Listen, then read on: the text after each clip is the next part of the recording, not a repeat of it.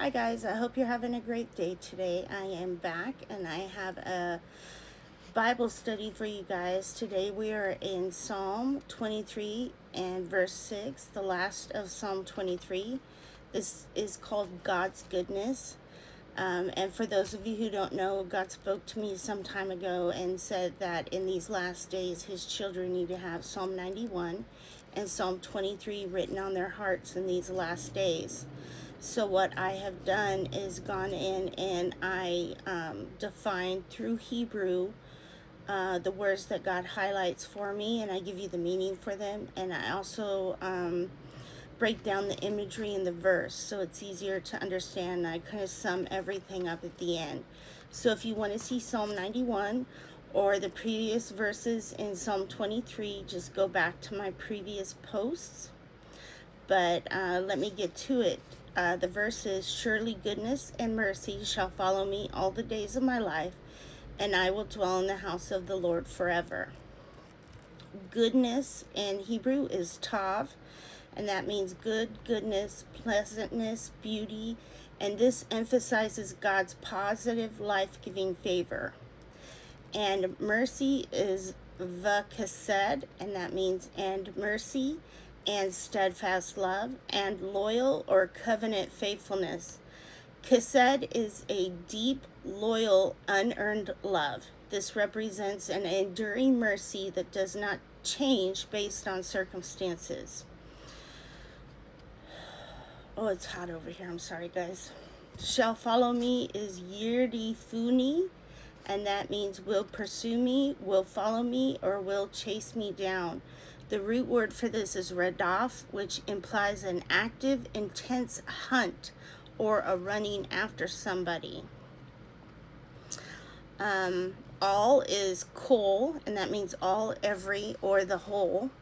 Days of is yime, and that means days of. My life is kaya, and that means my life or my living.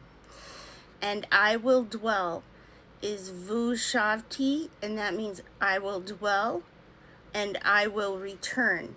It comes from either yashav, which means to sit, dwell, or remain, or shuv, which means to turn back or return.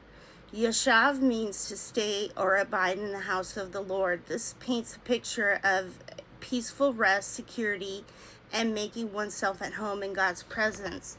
Shuv means to return to the house of the Lord, finding one's way back home to God's sanctuary. In the house of is bebeit, and that is in the house of. Be means in or at. Beit means house, tent, household, or family. Beit points also to temple. It carries a deeper meaning of God's household presence and family. Lord is Adonai, and that means my Lord or Master. And this is used out of reference for the sacred four-letter name of Yahweh. And in Hebrew, it's spelled YHVH, but we pronounce it Yahweh with a W. Forever is Yamim, and that means days, and this translates literally to for a length of days or for a long duration of time. And this points to a sustained continuous span of time or a life stretched out fully under God's care. So the imagery of this verse shows divine pursuit and eternal sanctuary. Goodness and mercy, these are shown as faithful companions. Shall follow shows pursuing or chasing down. And instead of fleeing from enemies, we are hunted down by God's relentless grace and loving kindness.